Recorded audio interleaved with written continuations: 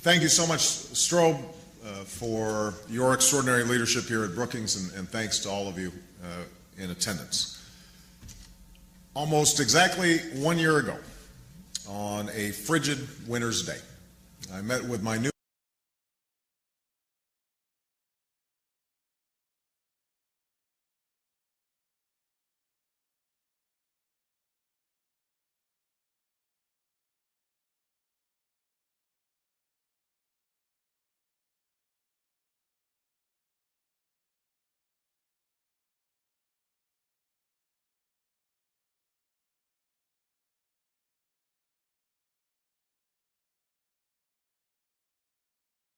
on a frigid winter's day.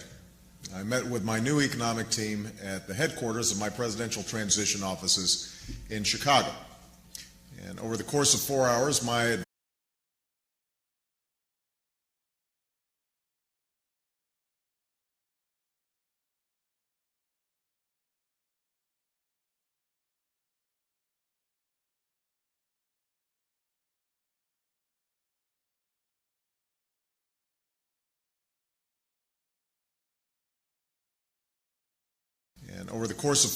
my advisors presented an analysis of where the economy at that time stood, accompanied by a chilling set of charts and graphs predicting where we might end up.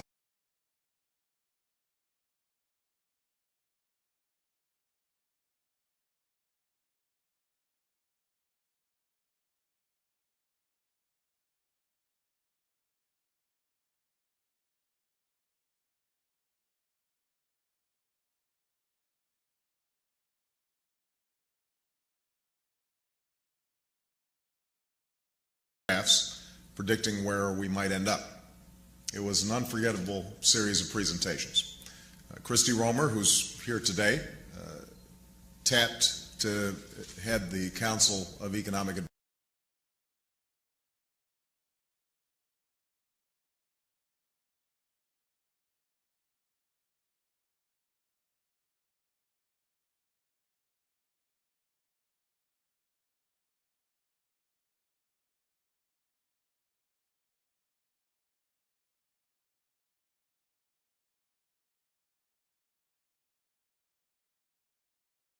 Tapped to head the Council of Economic Advisors, as well as Larry Summers, who I'd chosen to head the National Economic Council, described an imminent downturn comparable in its severity to almost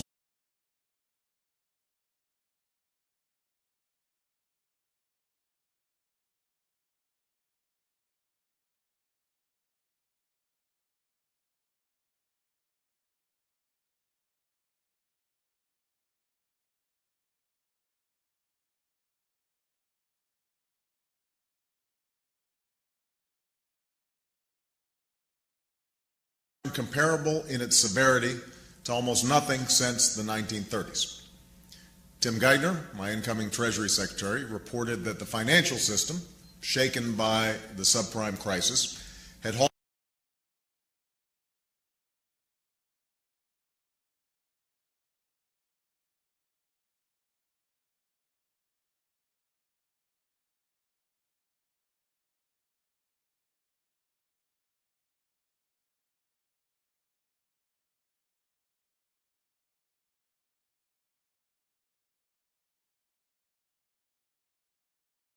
system, shaken by the subprime crisis, had halted almost all lending, which in turn threatened to pull the broader economy in a downward spiral.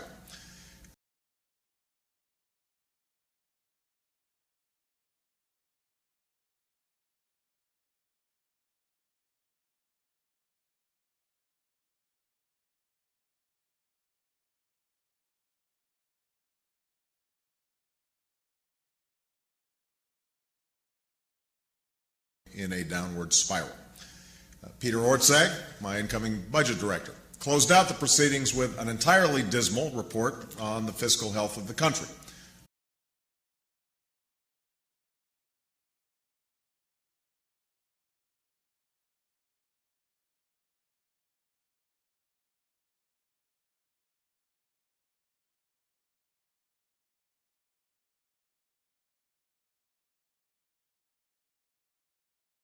health of the country, with growing deficits and debt stretching to the horizon.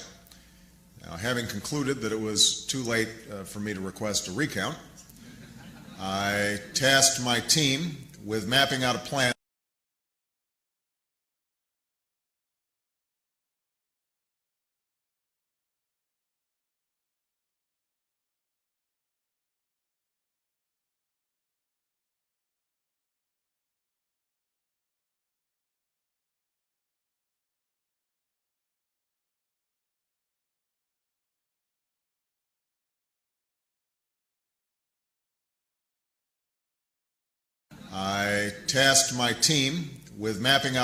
to tackle the crisis on all fronts.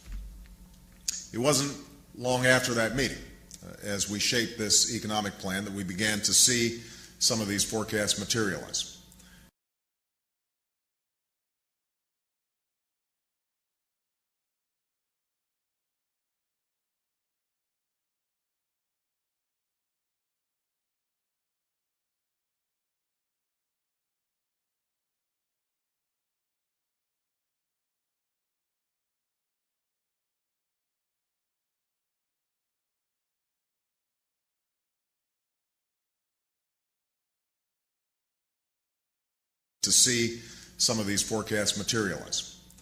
Over the previous year, it was obvious that folks were facing hard times.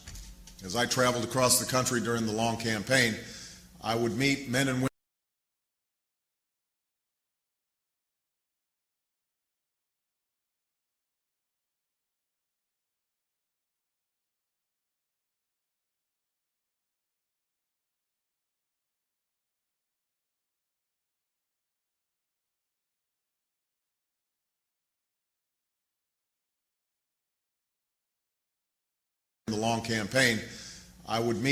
women bearing the brunt of not only a deepening recession, but also years, even decades, of growing strains on middle-class families.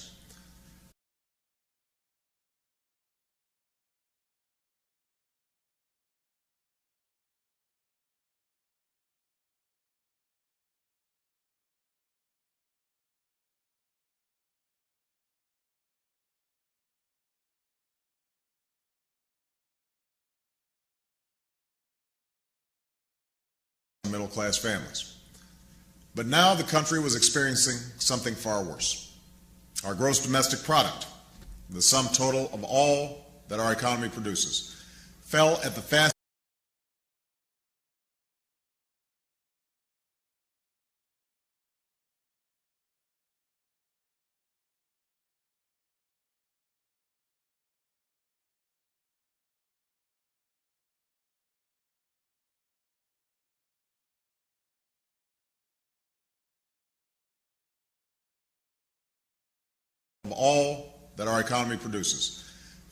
fastest rate in a quarter century.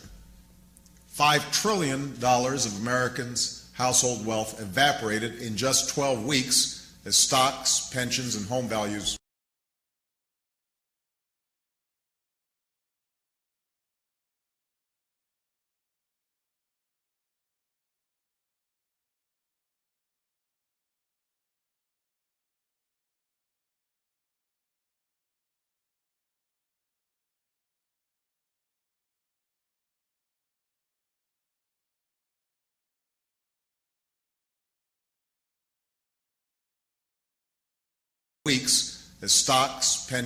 values plummeted. We were losing an average of 700,000 jobs each month, equivalent to the population of the state of Vermont.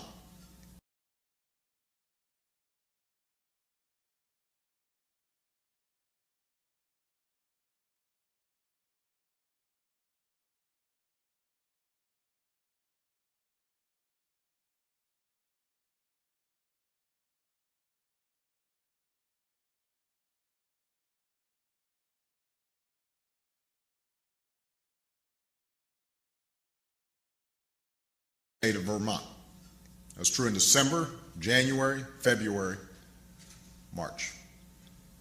The fear among economists across the political spectrum was that we were rapidly plummeting towards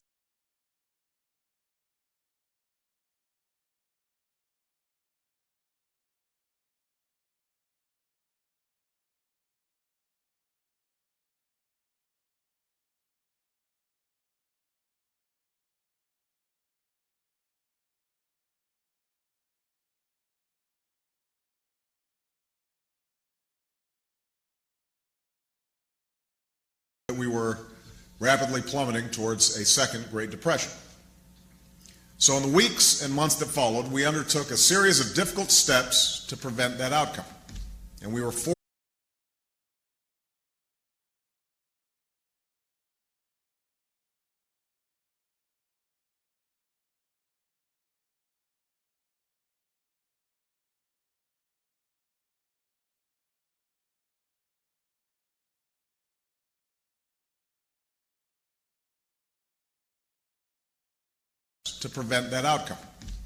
forced to take those steps largely without the help of an opposition party, which, unfortunately, after having presided over the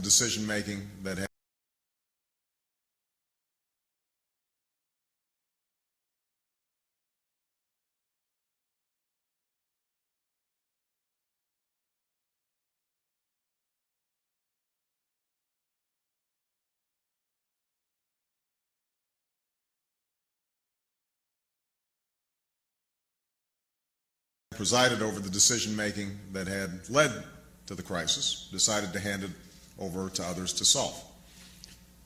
We acted to get lending flowing again, so businesses could get loans to buy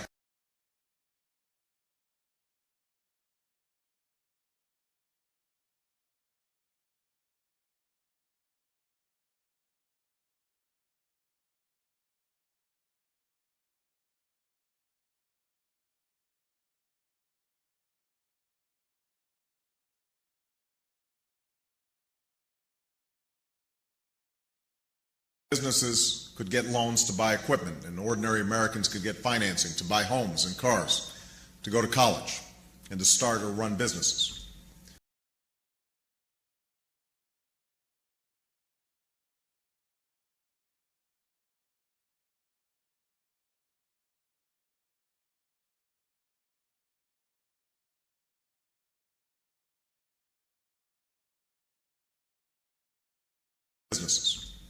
We enacted measures to stem the tide of foreclosures in our housing market, helping responsible homeowners stay in their homes and helping to stop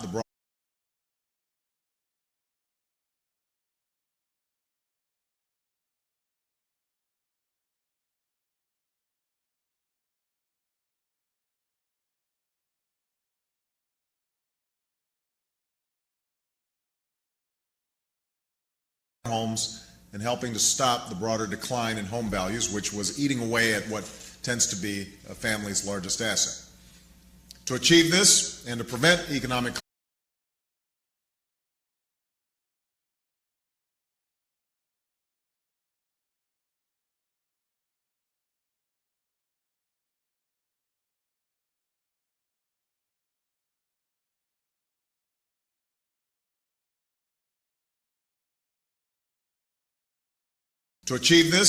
prevent economic collapse, we were forced to extend assistance to some of the very banks and financial institutions whose actions had helped precipitate the turmoil.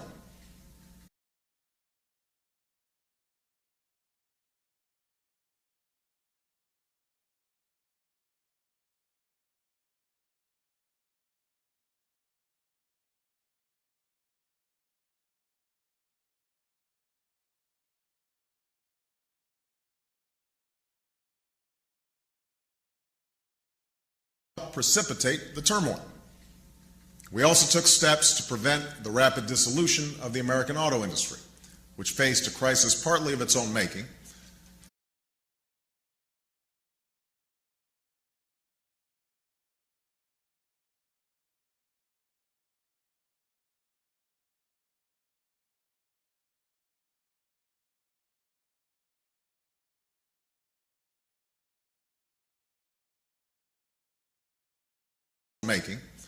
to prevent the loss of hundreds of thousands of jobs during an already fragile, shaky time.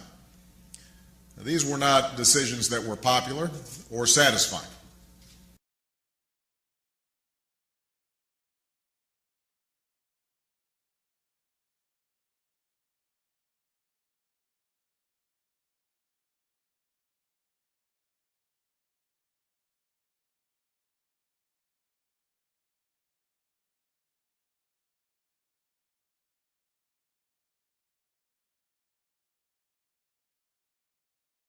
popular or satisfying.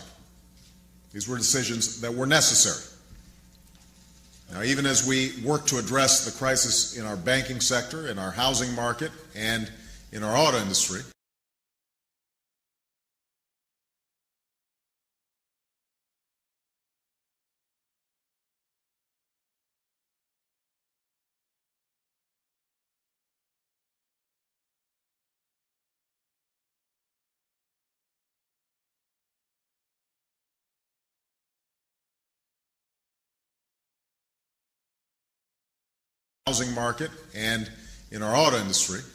we also began attacking our economic crisis on a broader front.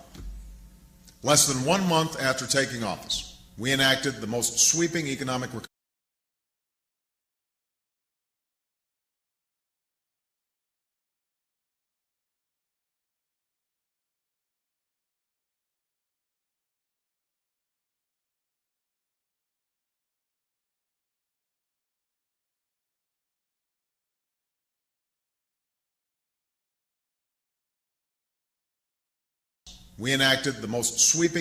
recovery package in history, the American Recovery and Reinvestment Act. The Recovery Act was divided into 3 parts.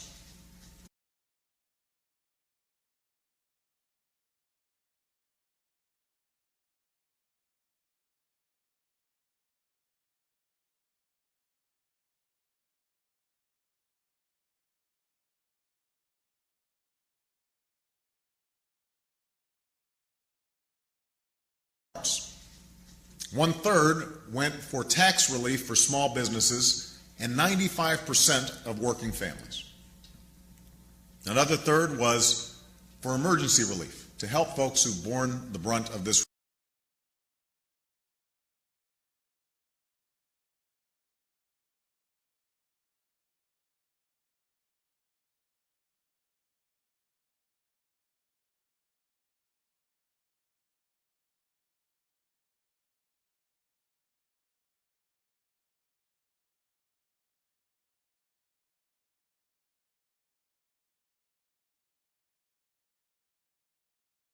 To help folks who've borne the brunt of this recession, we extended or increased unemployment benefits for more than 17 million Americans, made health insurance 65% cheaper,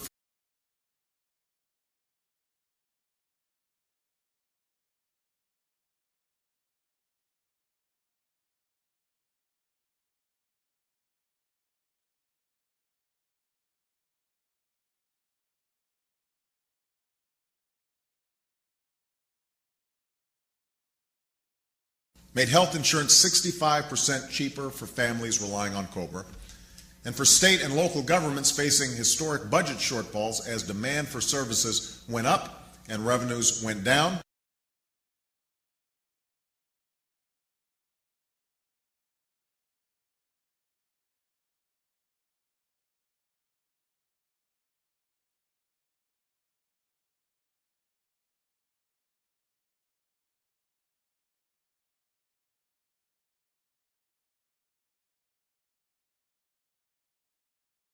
Services went up and revenues went down.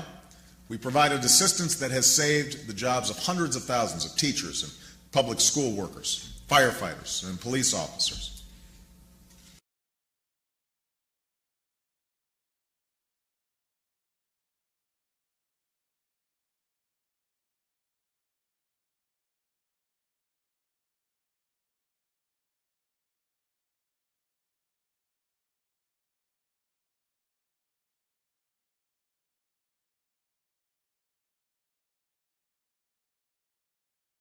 Firefighters and police officers. The last third of the Recovery Act is for investments to put Americans to work doing the work that America needs done, doubling our capacity in renewable energy,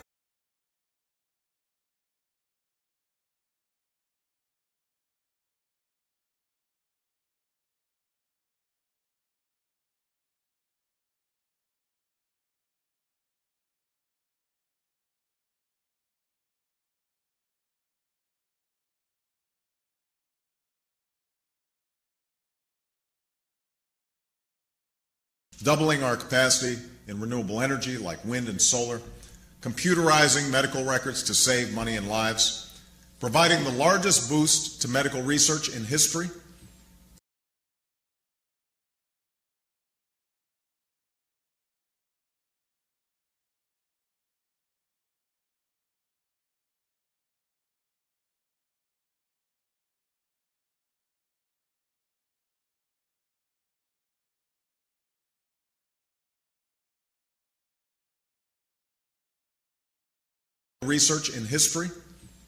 renovating classrooms and school laboratories, and upgrading roads and railways as part of the largest investment in infrastructure since the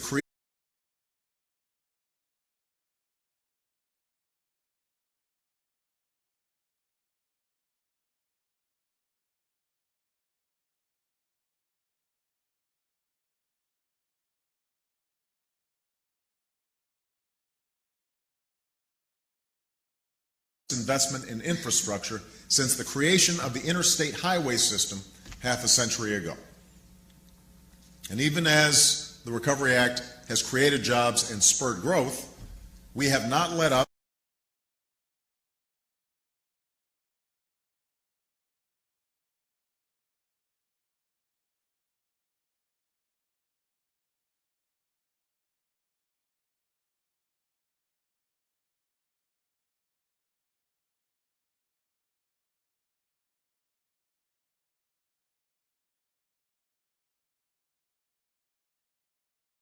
Jobs and spurred growth, we have not let up in our efforts to take every responsible action to get the economy growing and America working. This fall, I signed into law more than 30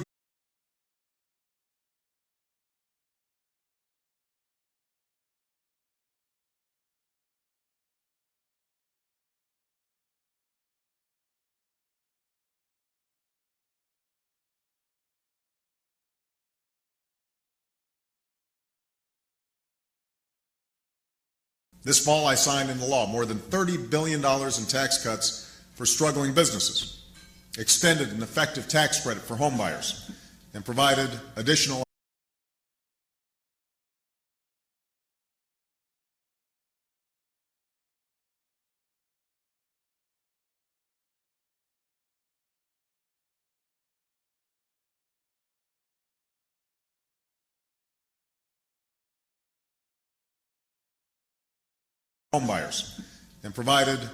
unemployment insurance for 1 million Americans.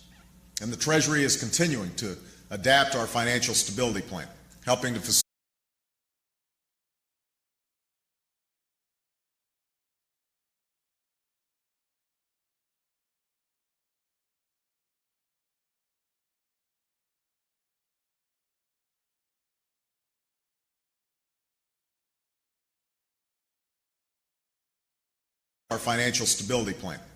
facilitate the flow of small credit to small businesses and families.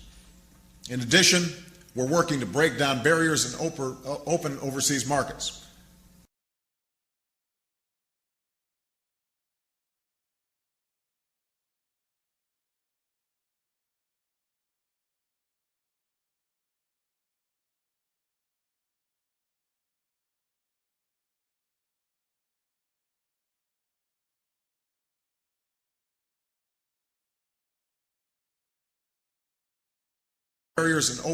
Open overseas markets so our companies can better compete globally, creating jobs in America by exporting our products around the world. Now, partly as a result of these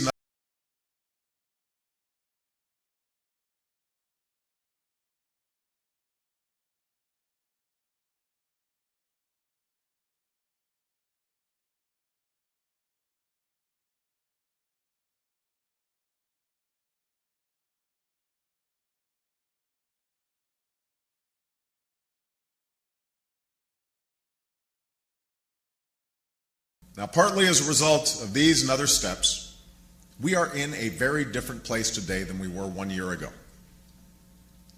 We may forget, but we're in a very different place.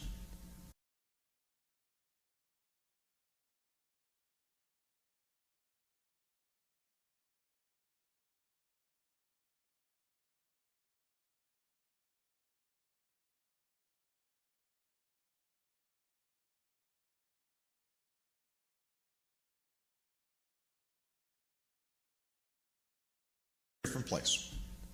We can safely say that we are no longer facing the potential collapse of our financial system, and we've avoided the depression many feared.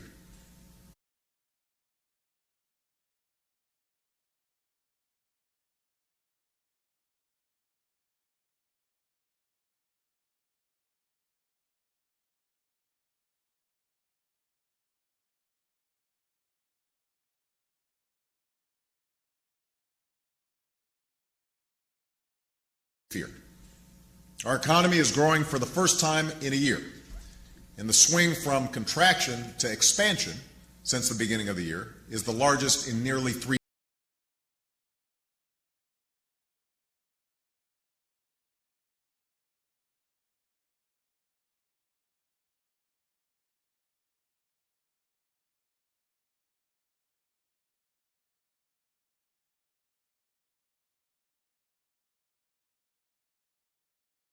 is the largest in nearly 3 decades. Finally, we're no longer seeing the severe deterioration in the job market that we once were. In fact, we learned on Friday that the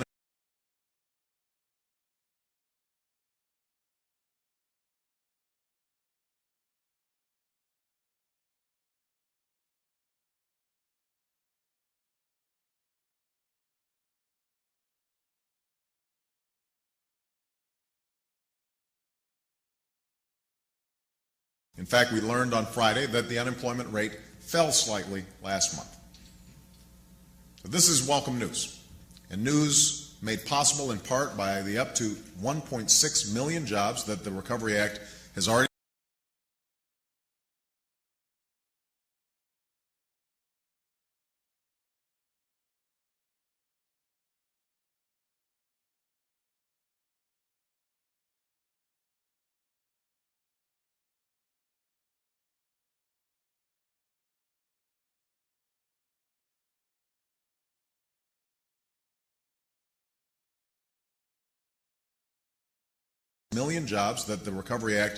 already created and saved, according to the Congressional Budget Office. But I'm here today because our work is far from done.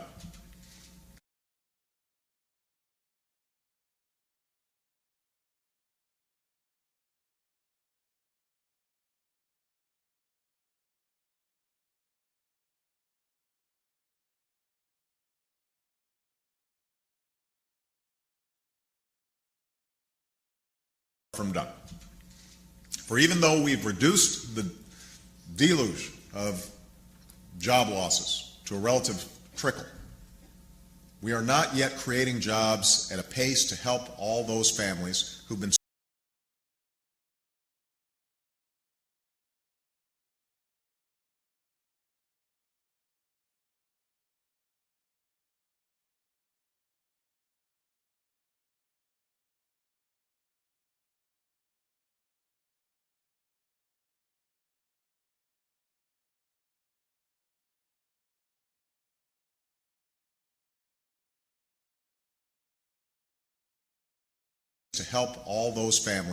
been swept up in the flood.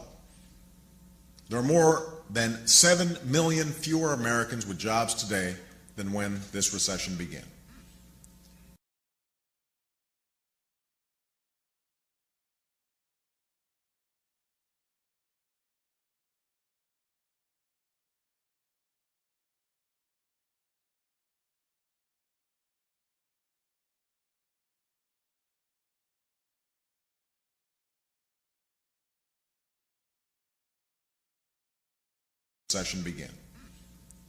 That's a staggering figure, and one that reflects not only the depths of the hole from which we must ascend, but also a continuing human tragedy.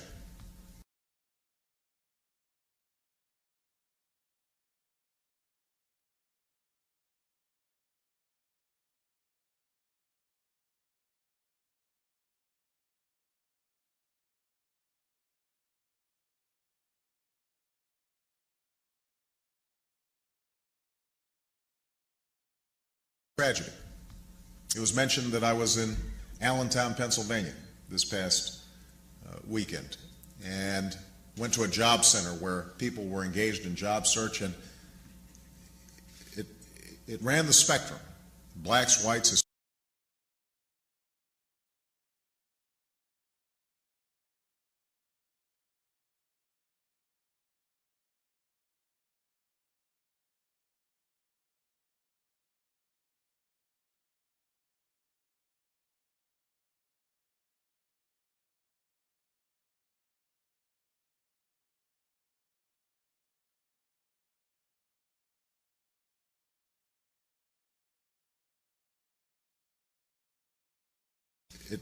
it ran the spectrum: blacks, whites, Hispanics, young people who were just starting their careers, individuals 50, 60 years old looking for a job.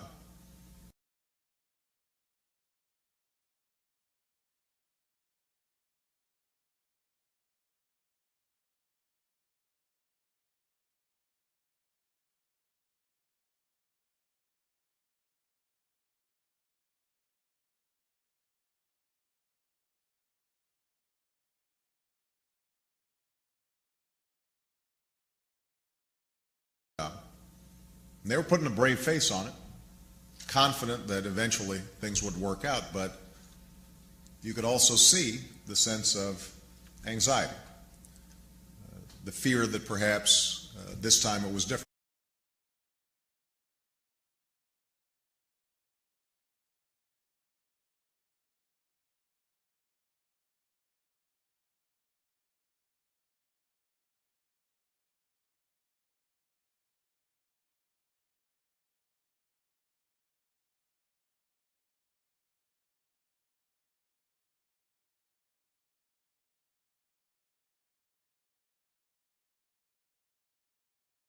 The fear that perhaps this time it was different.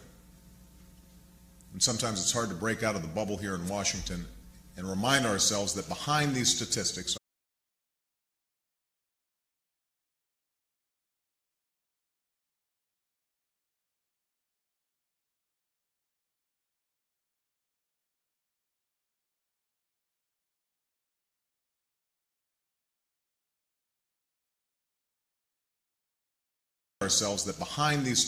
are people's lives, their capacity to do right by their families. It speaks to an urgent need to accelerate job growth in the short term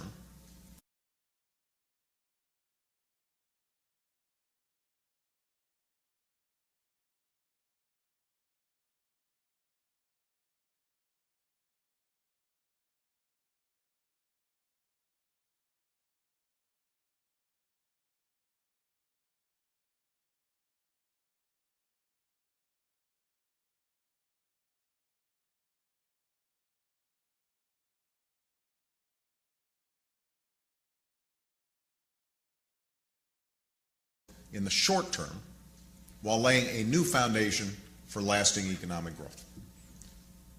So my economic team has been considering a full range of additional ideas to help accelerate the pace of private sector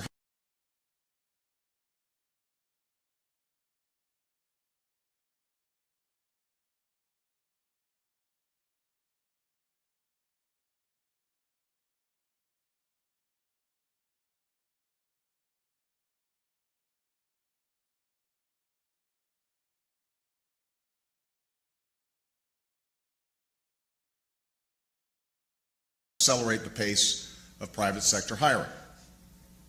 We held a jobs forum at the White House that brought together small business owners, CEOs, union members, economists,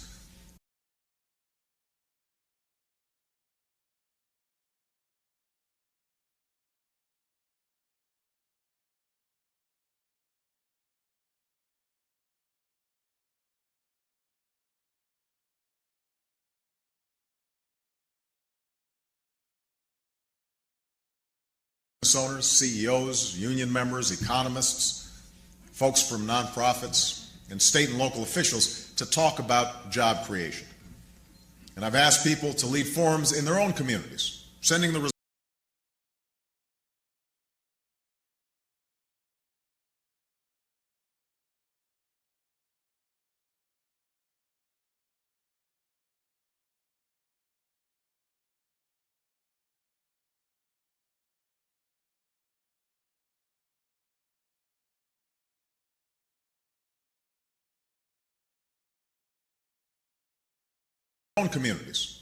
results to me. So we are hearing as many voices as possible as we refine our proposals. We've already heard a number of good ideas.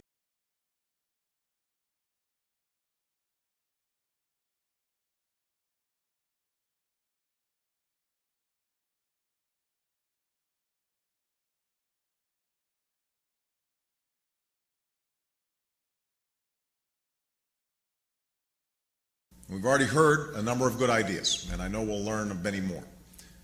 So today I want to outline some of the broader steps that I believe should be at the heart of our effort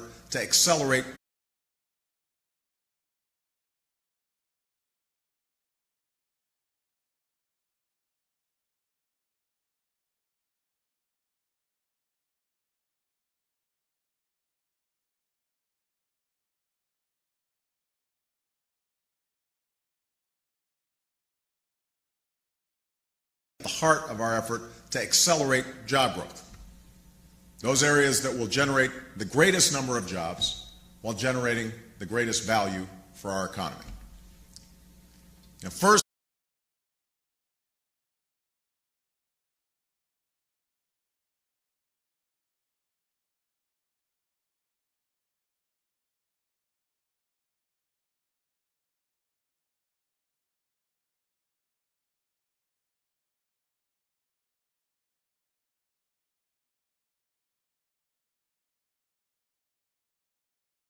the greatest value for our economy.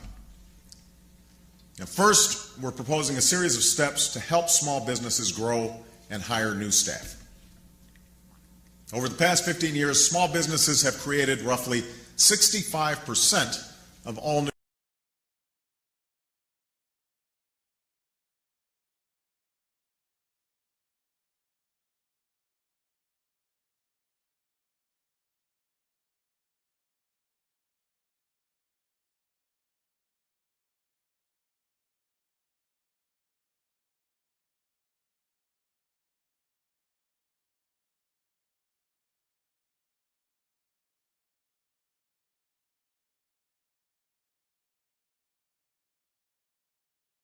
have created roughly 65% of all new jobs in America. These are companies formed around kitchen tables and family meetings,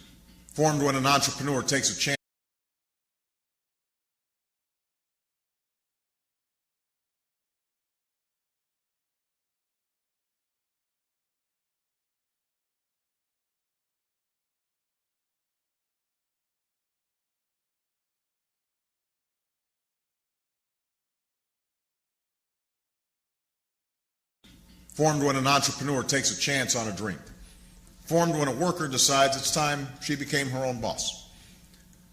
These are also companies that drive innovation, producing 13 times more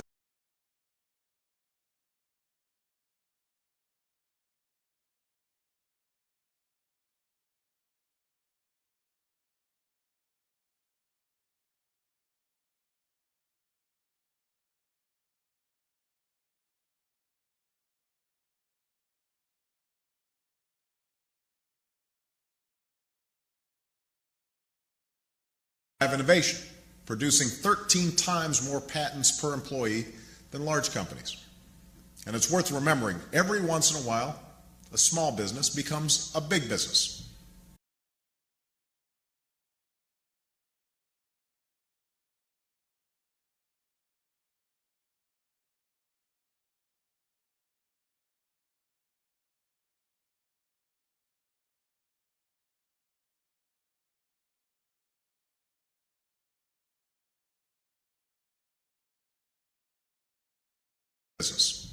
And changes the world. And that's why it's so important that we help small businesses struggling to stay open or struggling to open in the first place during these difficult times.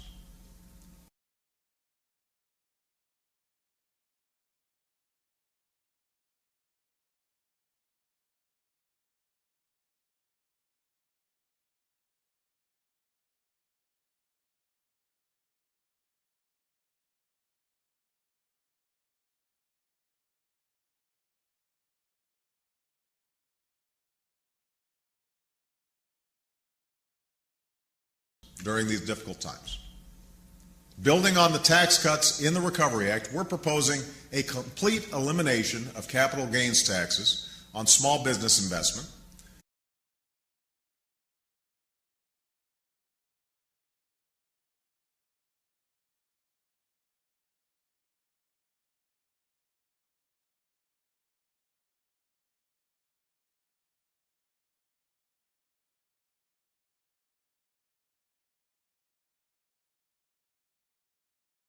small business investment, along with an extension of write-offs to encourage small businesses to expand in the coming year. And I believe it's worthwhile to create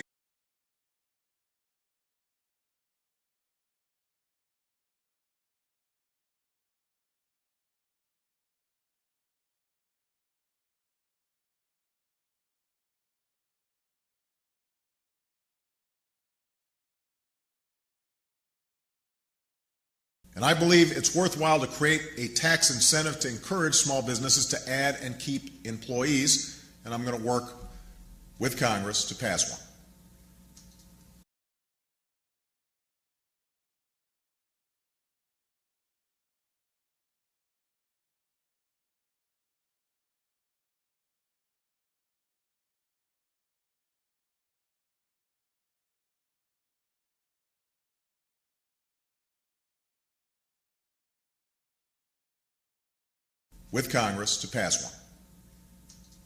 Now, these steps will help, but we also have to address the continuing struggle of small businesses to get loans that they need to start up.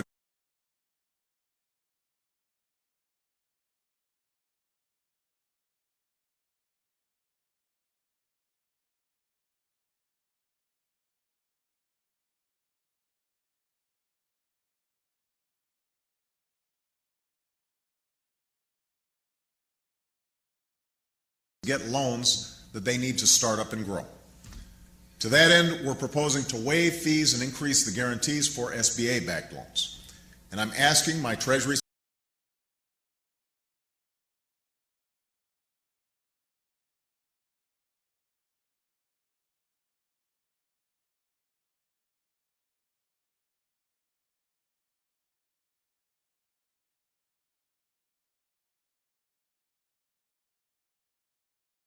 backed loans. And I'm asking my Treasury Secretary to continue mobilizing the remaining TARP funds to facilitate lending to small businesses.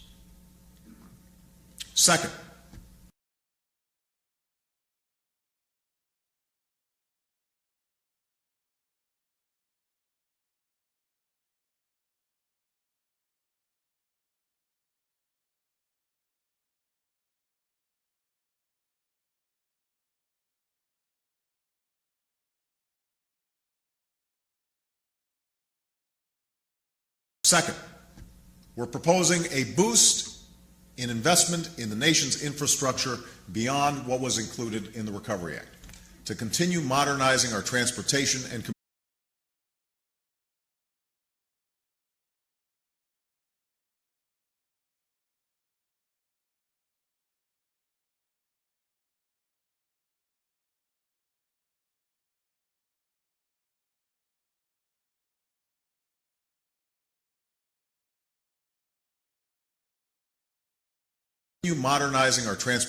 and communications networks.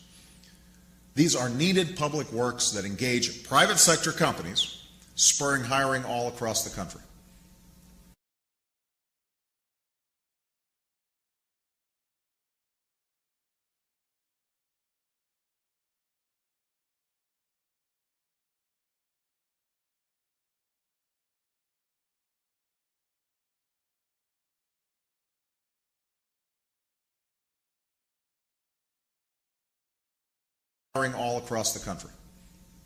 Already more than 10,000 of these projects have been funded through the Recovery Act. And by design, Recovery Act work on roads, bridges, water systems,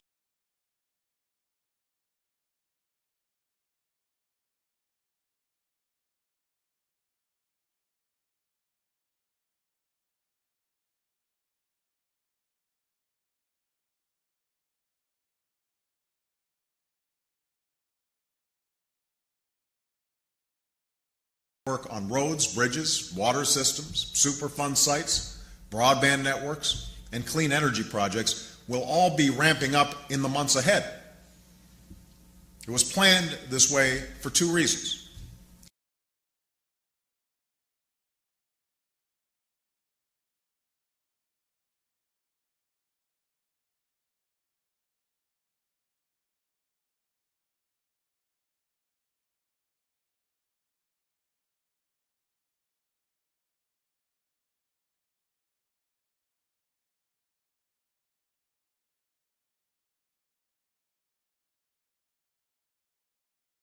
It was planned this way for two reasons. So the impact would be felt over a 2-year period, and more importantly, because we wanted to do this right.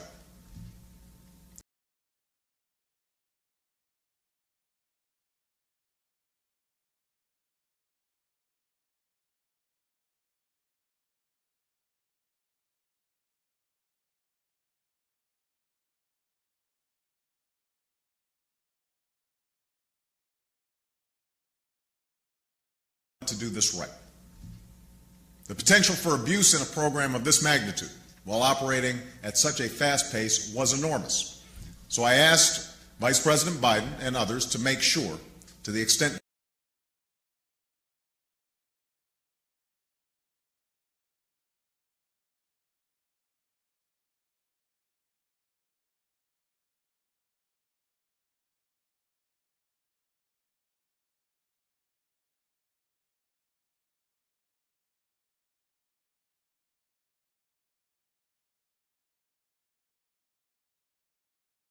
others to make sure, to the extent humanly possible, that the investments were sound, the projects worthy, and the execution efficient.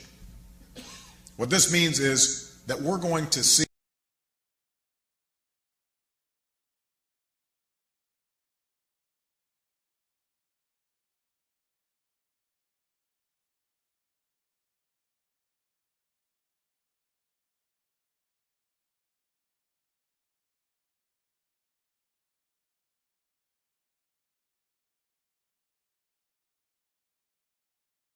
What this means is that we're going to see even more work and workers on recovery projects in the next 6 months than we saw in the last 6 months.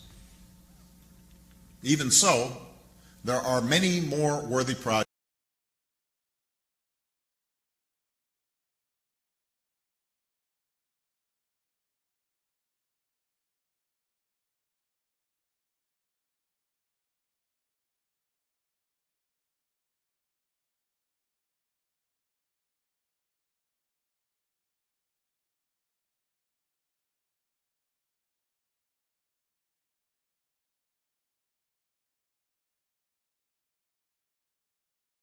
Even so, there are many more worthy projects than there were dollars to fund them.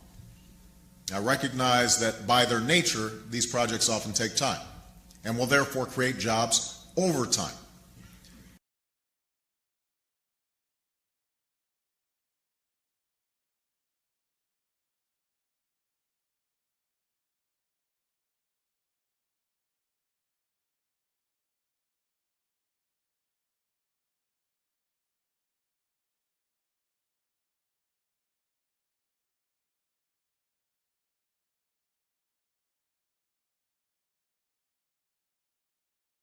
Therefore create jobs over time. But the need for jobs will also last beyond next year, and the benefits of these investments will last years beyond that.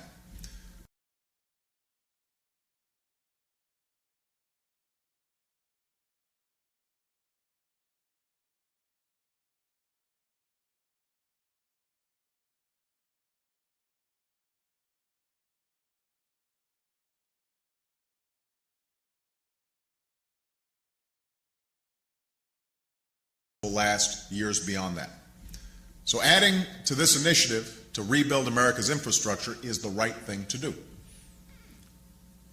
Third, I'm calling on Congress to consider a new program to provide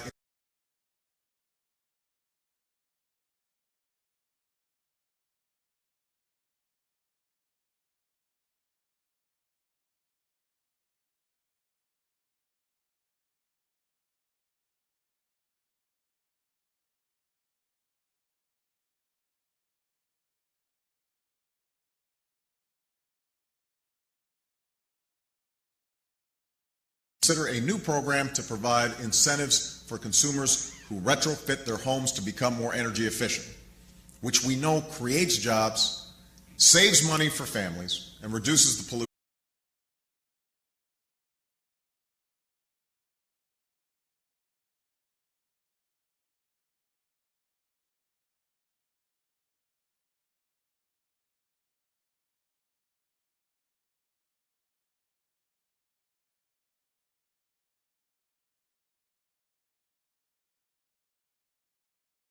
saves money for families, and reduces the pollution that threatens our environment.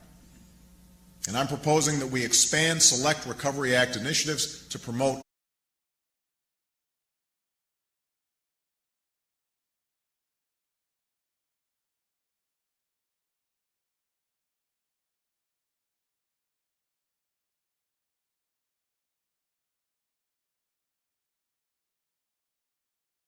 Recovery Act initiatives to promote energy efficiency and clean energy jobs, which have been proven to be particularly popular and effective.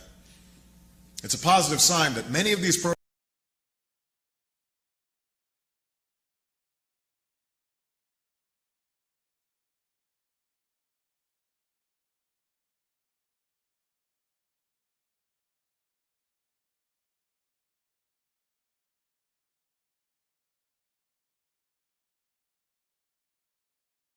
It's a positive sign that many of these programs drew so many applicants for funding that a lot of strong proposals that will leverage private capital and create jobs quickly, did not make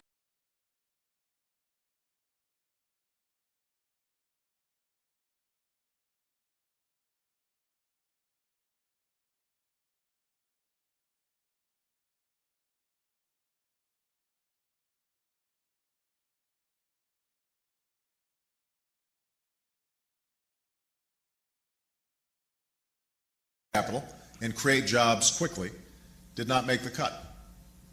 With additional resources in areas like advanced manufacturing of wind turbines and solar panels, for instance, we can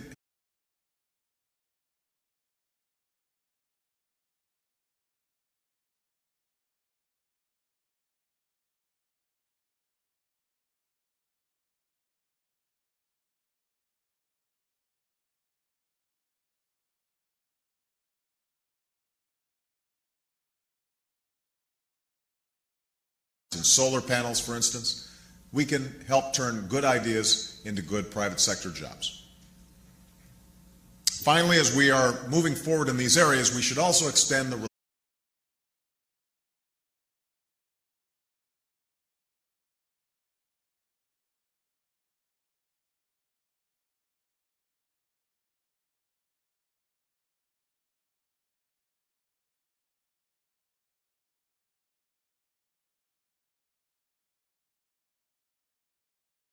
areas, we should also extend the relief in the Recovery Act, including emergency assistance to seniors, unemployment insurance benefits, COBRA, and relief to states and localities to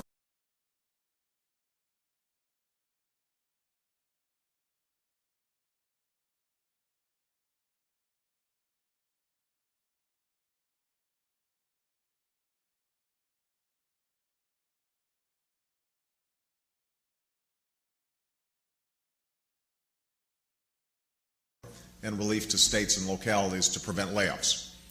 This will help folks weathering these storms while boosting consumer spending and promoting job growth.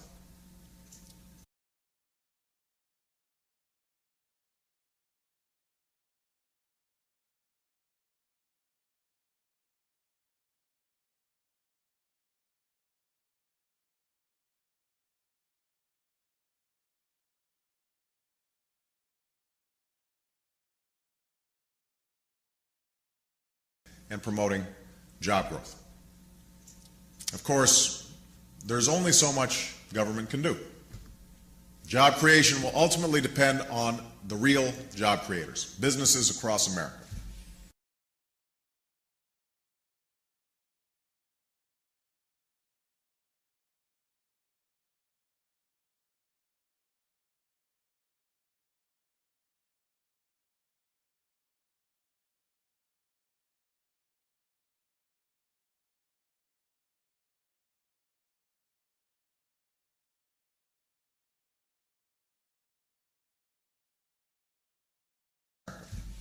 We were encouraged today to hear from the Business Roundtable that their survey showed greater confidence and greater potential investment coming out of the business community.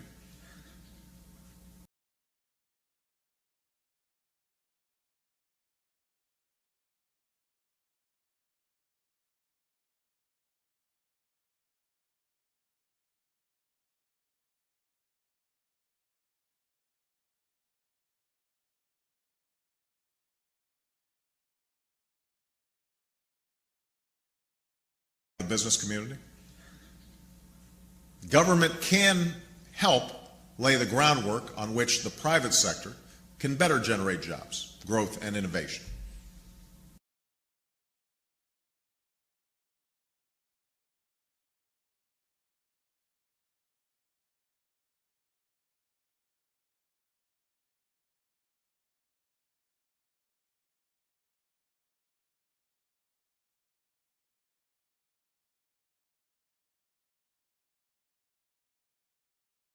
And innovation.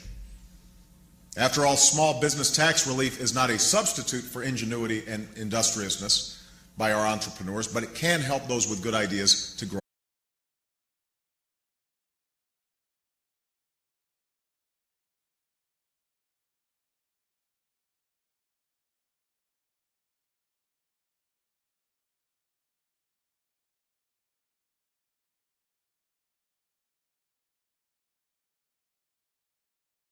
And help those with good ideas to grow and expand.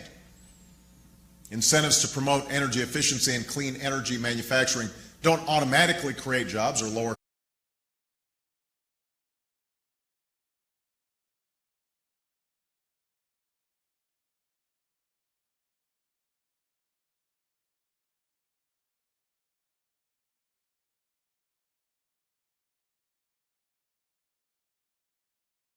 automatically create jobs or lower carbon emissions, but these steps provide a framework in which companies can compete and innovate to create those jobs and reduce energy consumption.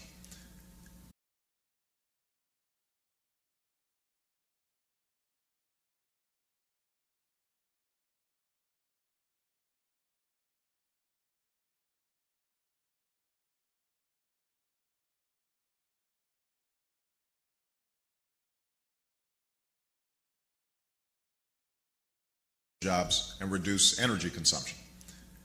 And while modernizing the physical and virtual networks that connect us will create private sector jobs, they'll do so while making it possible for companies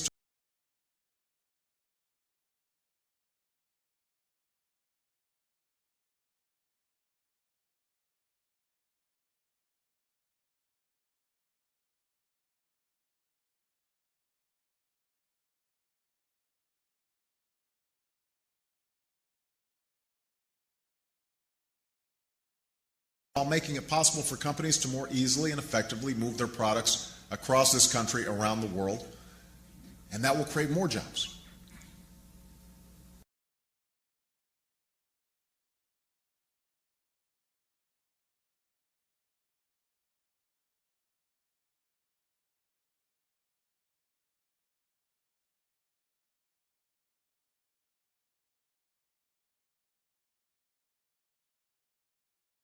And that will create more jobs. And given the challenges of accelerating the pace of hiring in the private sector, these targeted initiatives are right and they are needed.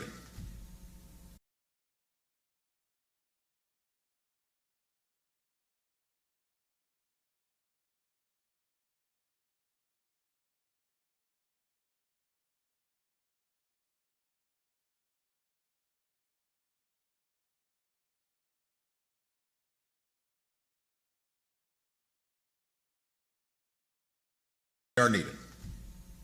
But with a fiscal crisis to match our economic crisis, we also must be prudent about how we fund it.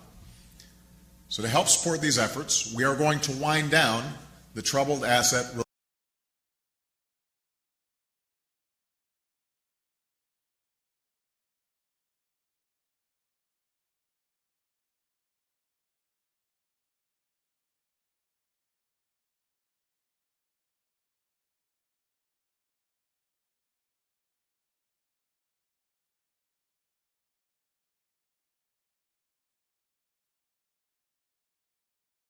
to wind down the Troubled Asset Relief Program, or TARP, the fund created to stabilize the financial system so banks would lend again.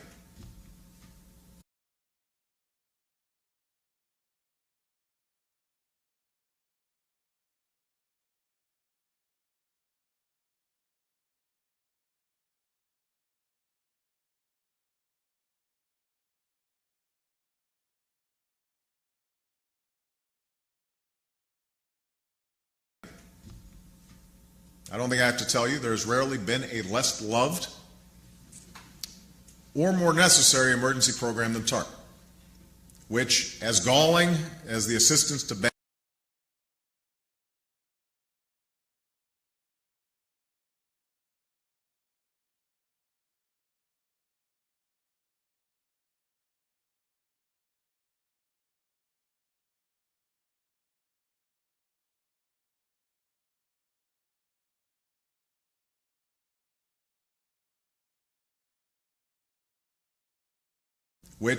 galling as the assistance to banks, may have been, indisputably helped prevent a collapse of the entire financial system. Launched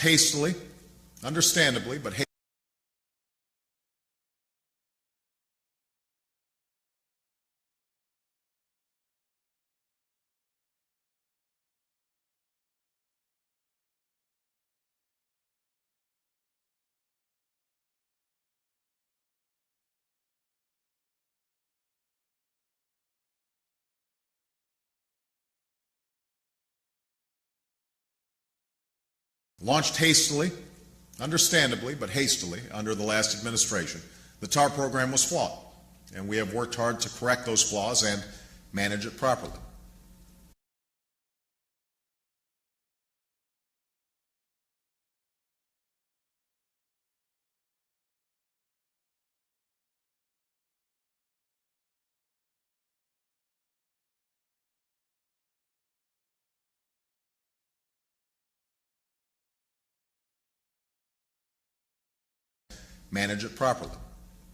And today, TARP has served its original purpose, and at much lower cost than we expected. In fact, because of our stewardship of this program and the transparency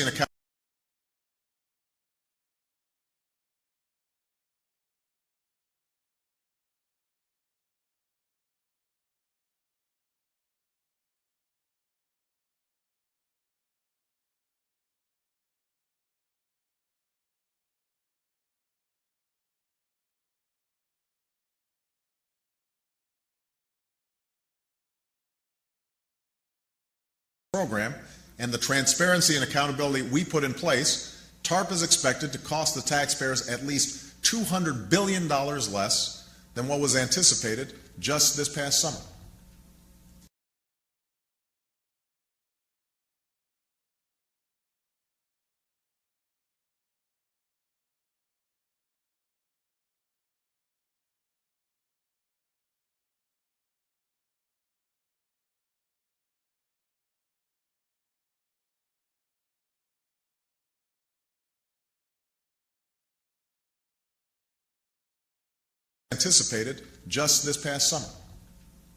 And the assistance to banks, once thought to cost taxpayers untold billions, is on track to actually reap billions in profits for the taxpaying public.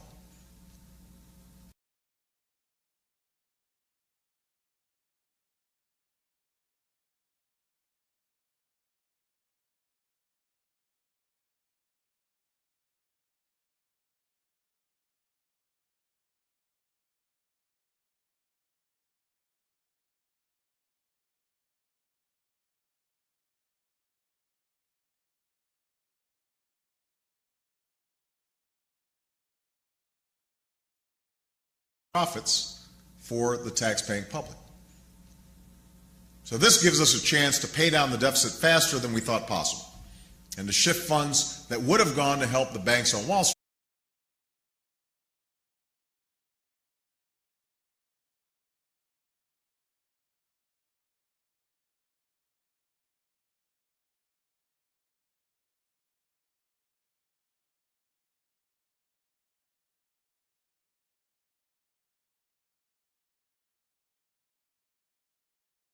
have gone to help the banks on Wall Street to help create jobs on Main Street.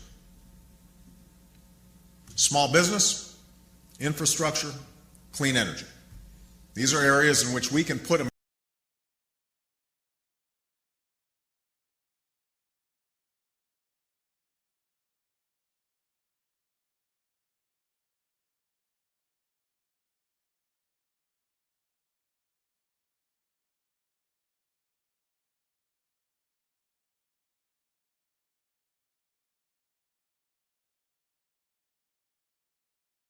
These are areas in which we can put Americans to work while putting our nation on a sturdier economic footing.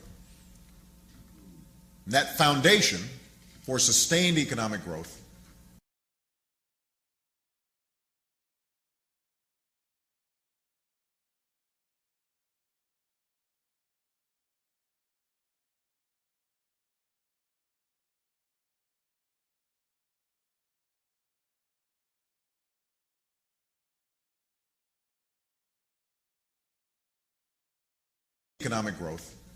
that must be our continued focus and our ultimate goal. I've said this before, even before this particular crisis, much of our growth for a decade or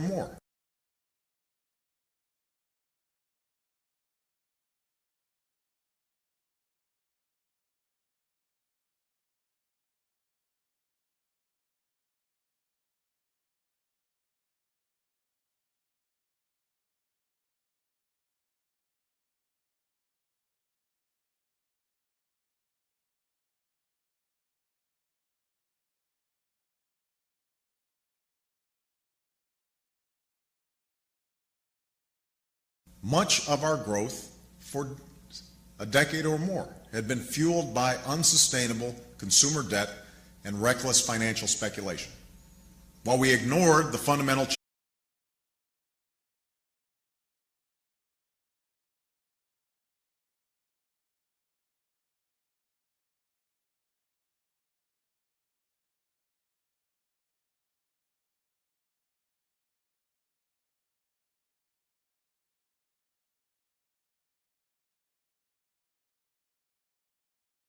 we ignored the fundamental challenges that hold the key to our economic prosperity. We cannot simply go back to the way things used to be.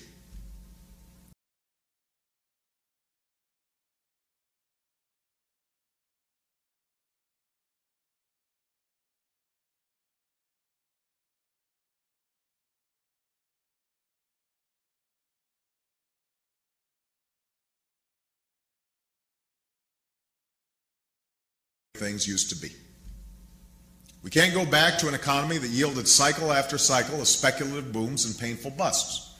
We can't continue to accept an education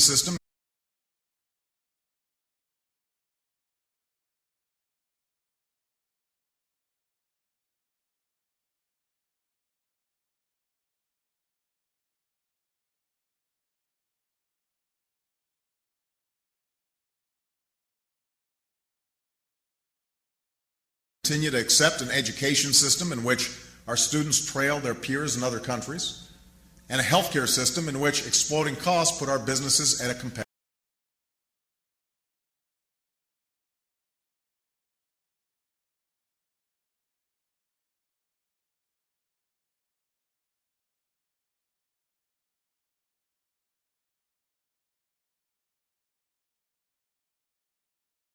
Exploding costs put our businesses at a competitive disadvantage.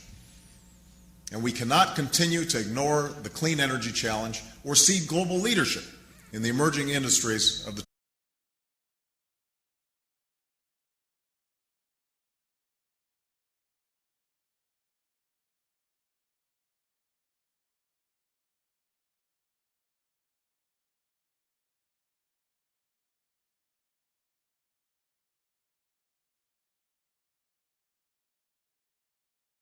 leadership in the emerging industries of the 21st century. And that's why, even as we strive to meet the crisis of the moment, we have insisted on laying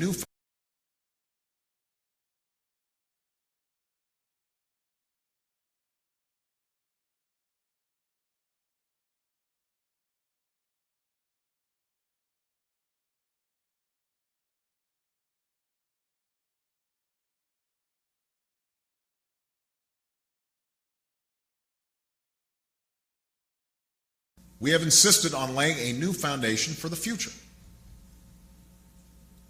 Because an educated workforce is essential to a 21st century global economy, we've launched a competitive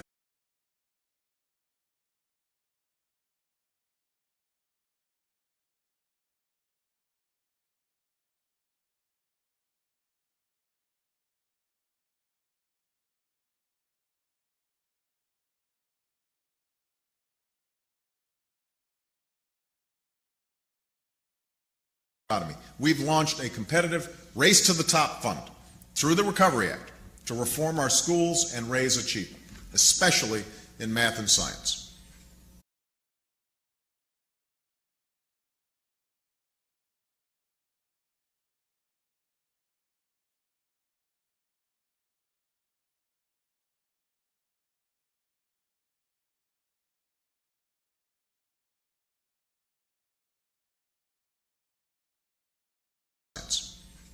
And we've made college more affordable, proposed a historic set of reforms and investments in community college, and set a goal of once again leading the world in producing college graduates by the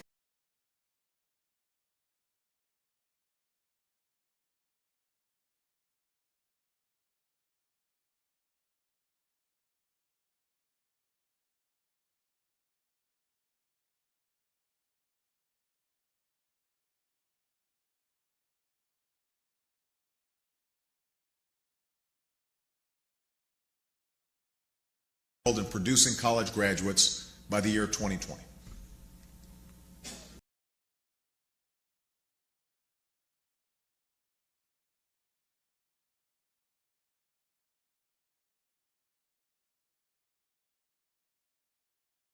Businesses are saddled with rapidly increasing healthcare costs.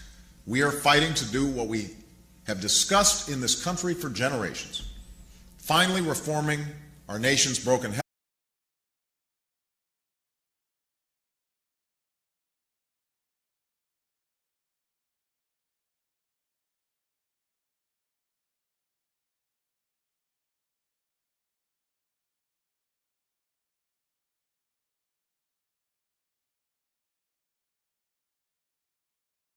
Finally reforming our nation's broken health insurance system and relieving this unsustainable burden. Because our economic future depends on a financial system that encourages sound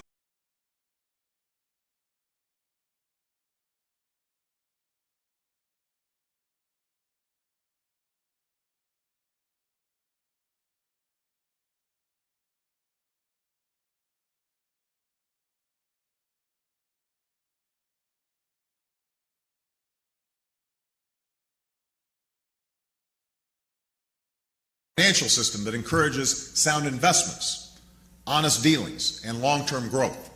We've proposed the most ambitious financial reforms since the Great Depression.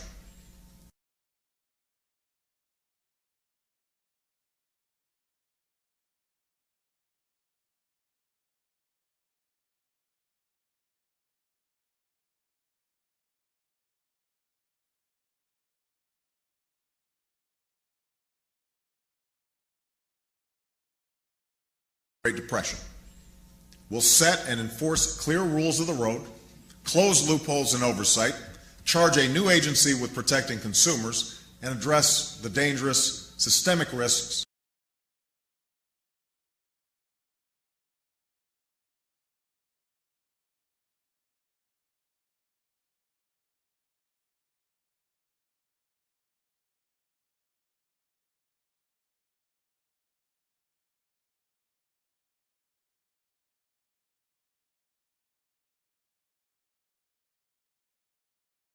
and address the dangerous systemic risks that brought us to the brink of disaster. These reforms are moving through Congress. We're working to keep these reforms strong, and I'm looking forward to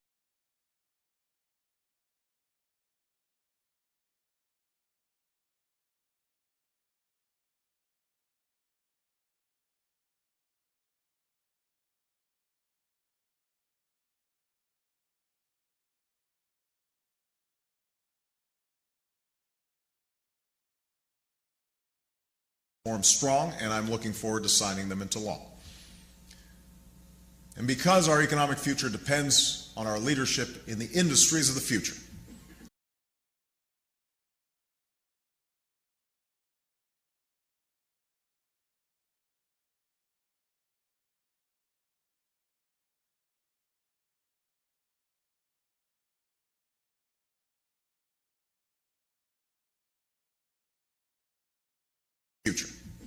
we are investing in basic applied research and working to create the incentives to build a new clean energy economy.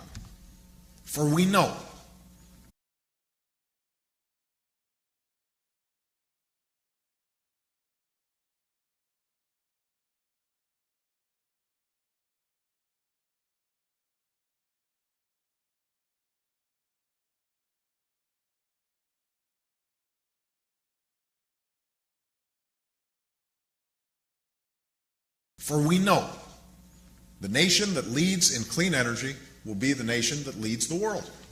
I want America to be that nation. I want America's prosperity to be powered.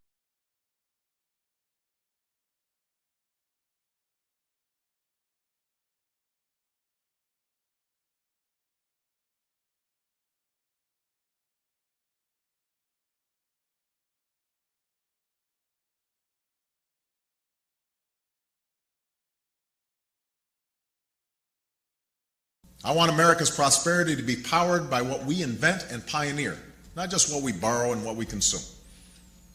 And I know that we can and will be that nation.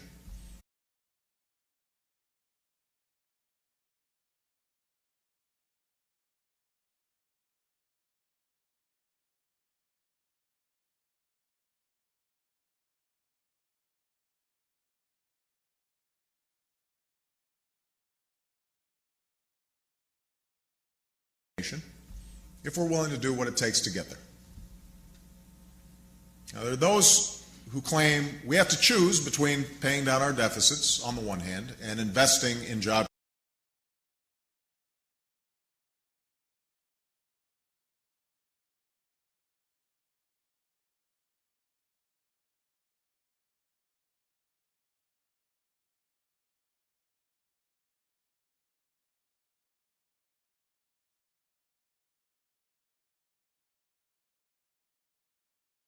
on the one hand and investing in job creation and economic growth on the other. This is a false choice. Ensuring that economic growth and job creation are strong and sustained is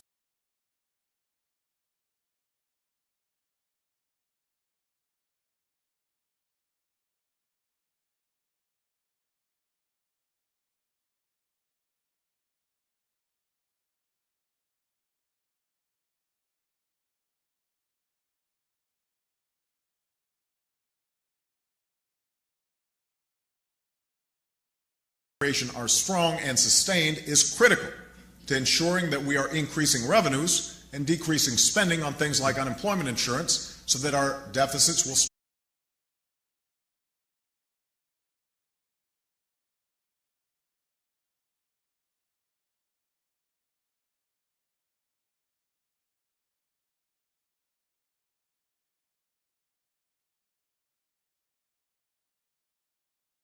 so that our deficits will start coming down. At the same time, instilling confidence in our commitment to being fiscally prudent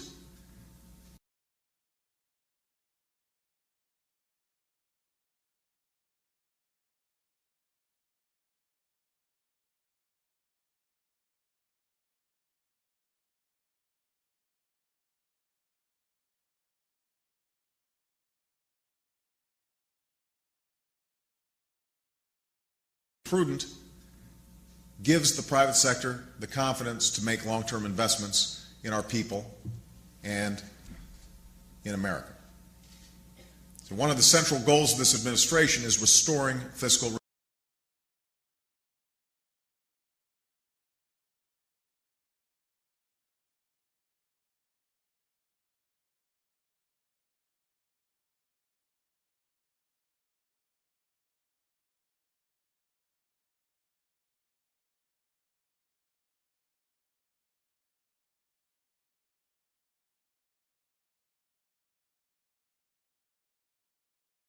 administration is restoring fiscal responsibility.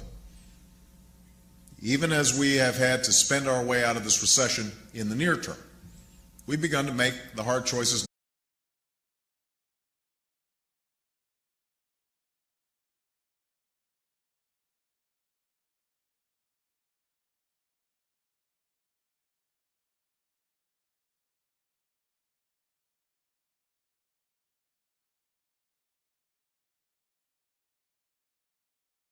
we've begun to make the hard choices necessary to get our country on a more stable fiscal footing in the long run. So let me just be clear here. Despite what some have claimed, the cost of the recovery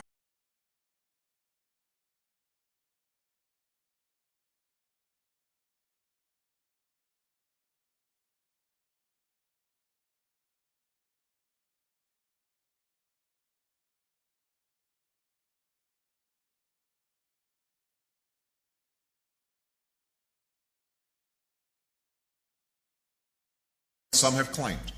The cost of the Recovery Act is only a very small part of our current budget imbalance. In reality, the deficit had been building dramatically over the previous 8 years.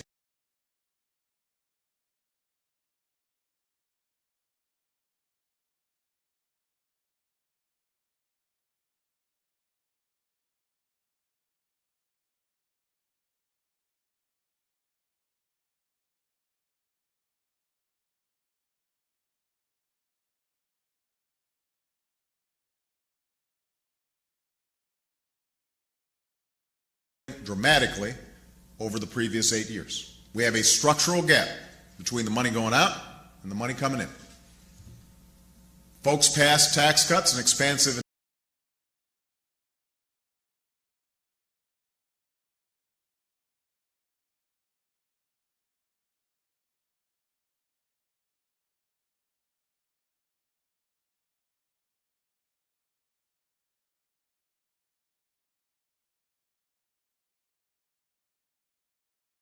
Folks passed tax cuts and expansive entitlement programs without paying for any of it, even as healthcare costs kept rising year after year.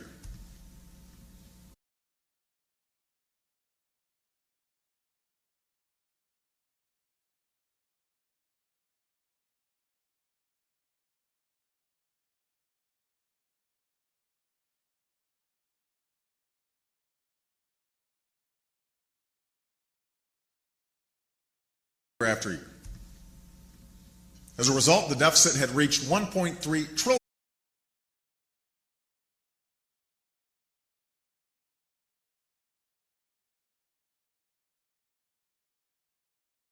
Spending programs were approved by many of the same people who are now waxing political about fiscal responsibility, while opposing our efforts to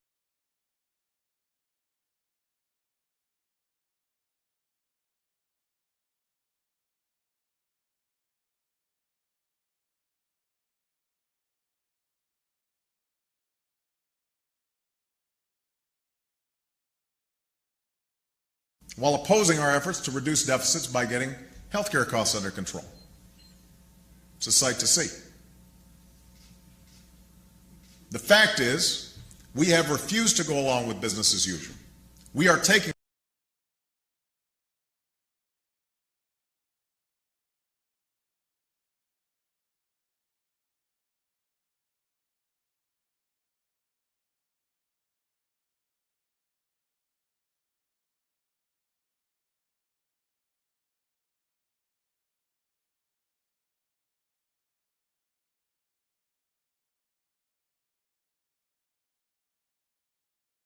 with business as usual. We are taking responsibility for every dollar we spend. We've done what some said was impossible, preventing wasteful spending on outdated weapon systems that even the Pentagon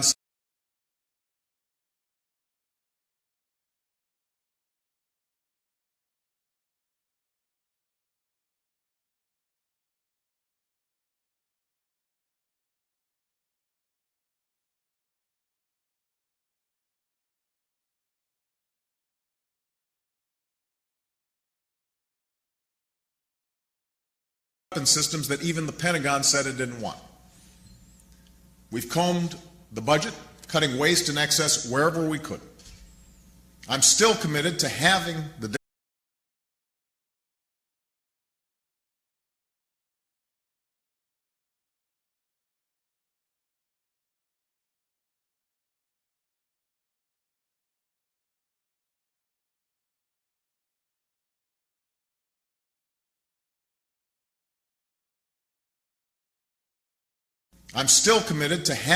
the deficit we inherited by the end of my first term, cutting it in half.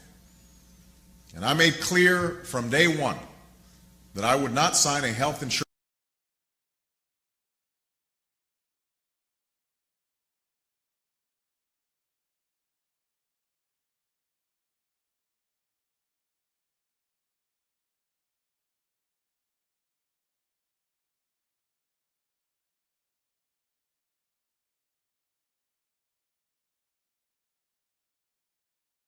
that I would not sign a health insurance reform bill if it raised the deficit by one dime, and neither the House nor the Senate bill does.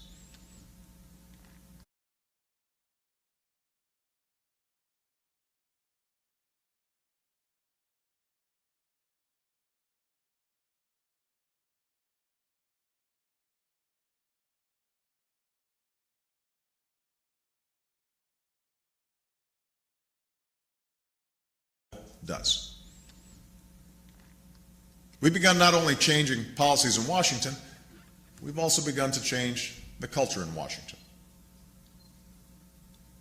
In the end, the economic crisis of the past year was not just the result of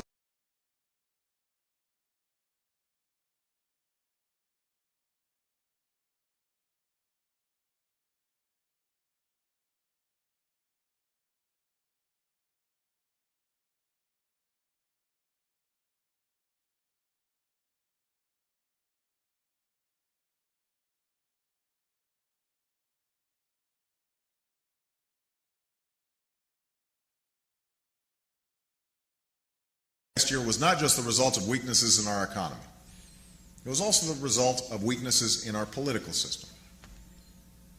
Because for decades, too many in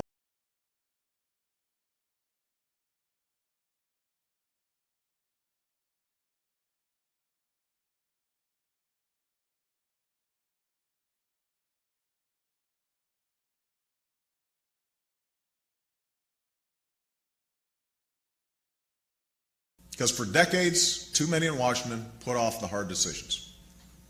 For decades, we've watched as efforts to solve tough problems have fallen prey to the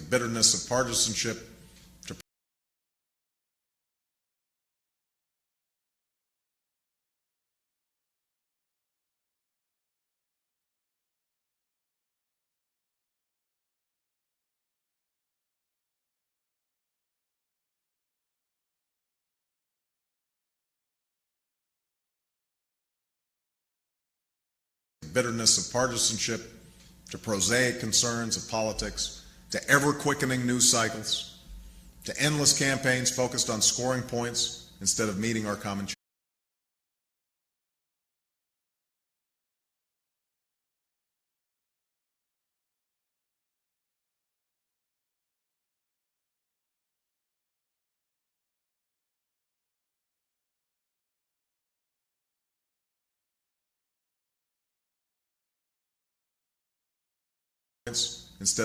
common challenges.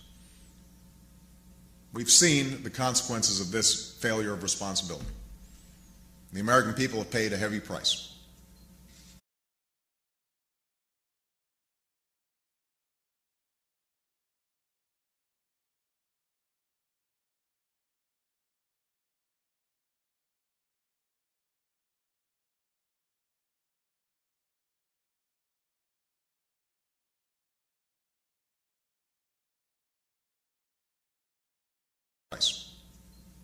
And the question we'll have to answer now is if we're going to learn from our past, or if, even in the aftermath of disaster, we're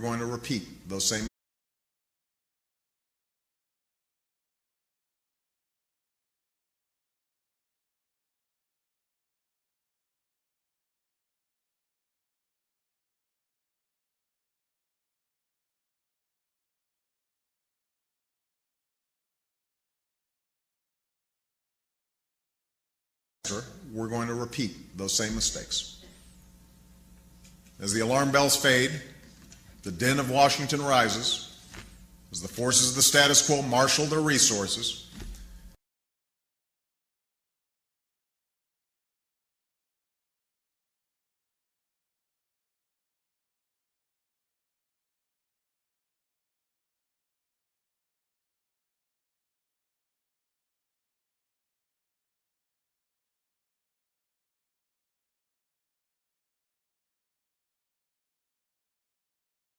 resources, we can be sure that answering this question will be a fight to the finish. But I have every hope and expectation that we can rise to this moment.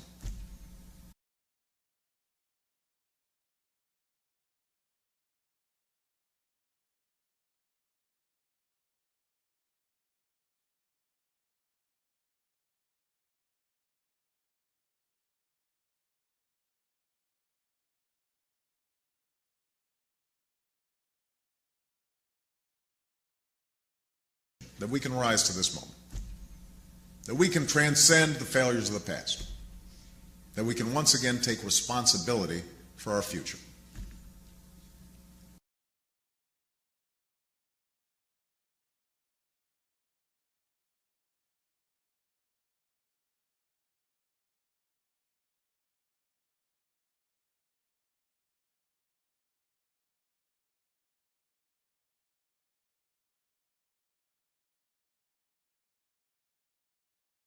Every night, I read letters and emails sent to me from people across America.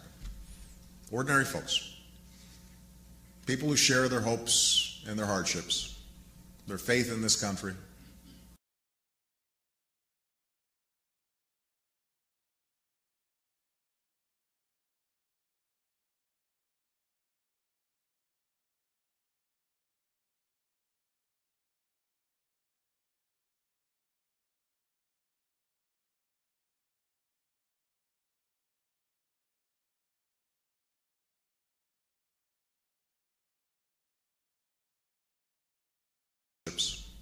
Their faith in this country, their frustration with what's happened in this economy.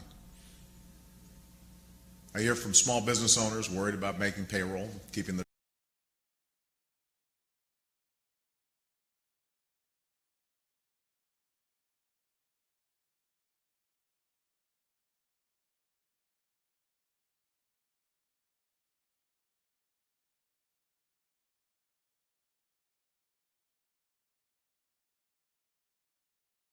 worried about making payroll, keeping their doors open.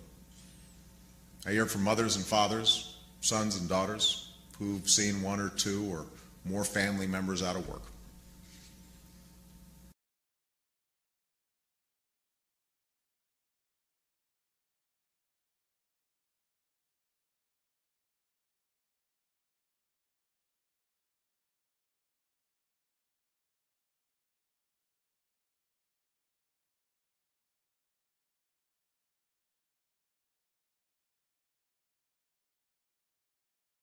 Family members out of work. The toughest letters are in children's handwriting. Kids write to me. My dad just lost a job. My grandma's sick. She can't afford health insurance.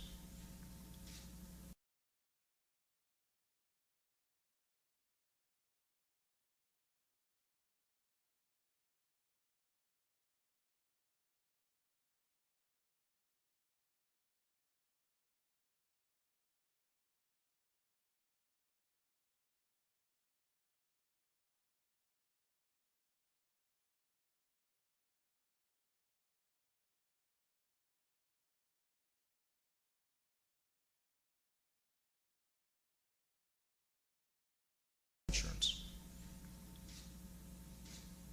Kids who can't just be kids because they're worried about mom's having her hours cut or dad losing her job or a family without health insurance.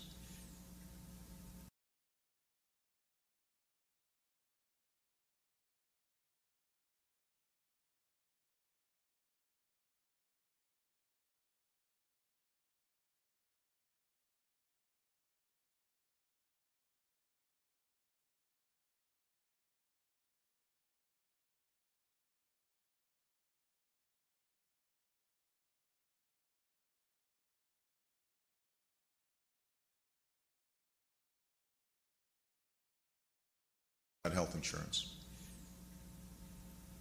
Now, these folks aren't looking for a handout. They're not looking for a bailout. Just like those people I visited in Allentown. All they're looking for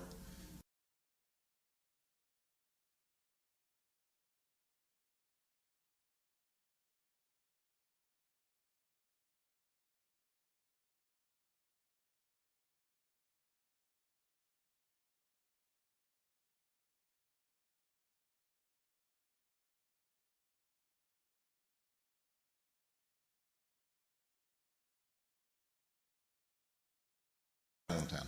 All they're looking for is a chance to make their own way, to work, to succeed, using their talents and skills. And they're looking for folks in Washington to have a serious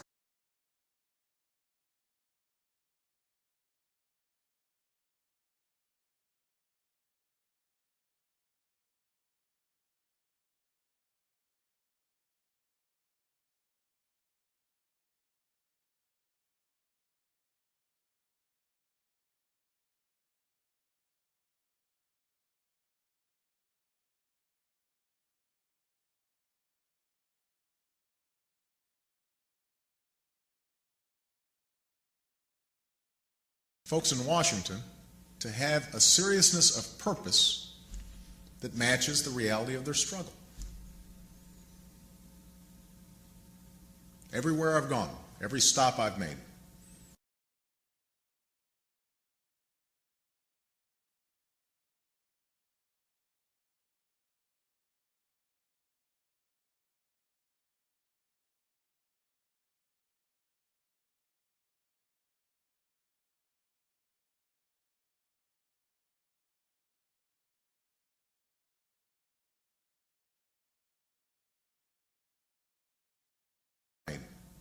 there are people like this, men and women who have faced misfortune, but who stand ready to build a better future.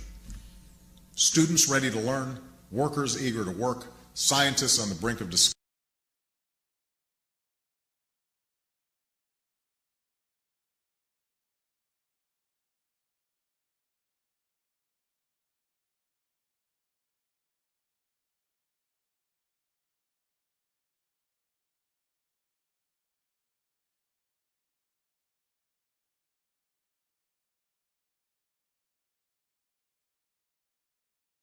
Scientists on the brink of discovery, entrepreneurs seeking the chance to open small businesses.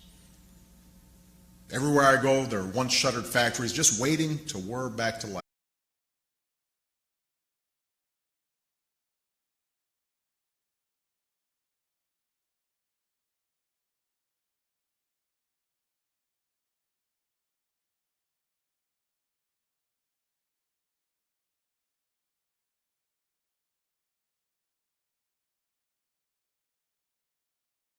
Factories just waiting to whir back to life in burgeoning industries. There is a nation ready to meet the challenges of this new age and to lead the world in this new.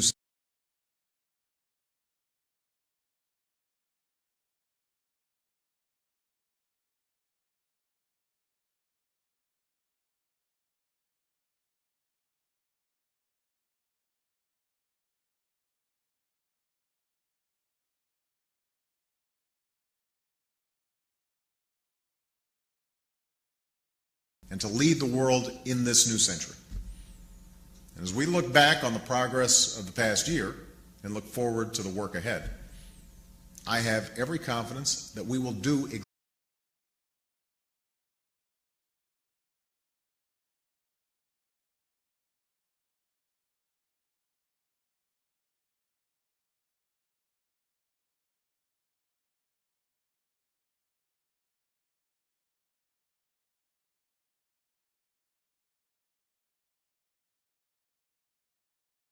I have every confidence that we will do exactly that. These have been a tough 2 years, and there will no doubt be difficult months ahead.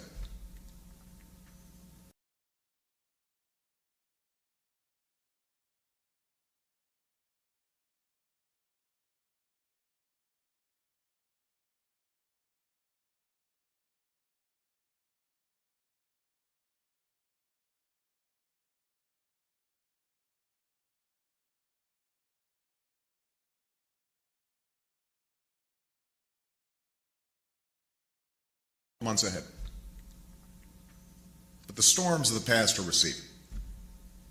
The skies are bright, and the horizon is beckoning once more. Thank you very much.